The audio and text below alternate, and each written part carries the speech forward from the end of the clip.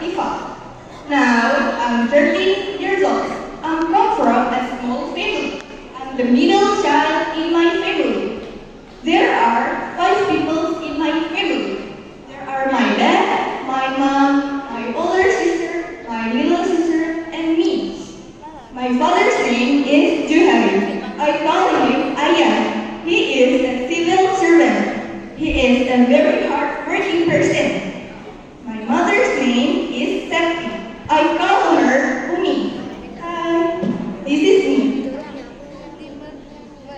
She is an employee. She is my superhero.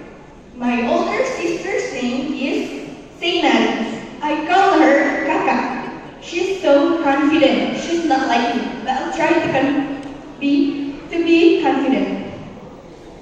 She's a senior high school student at Insantama Boarding School.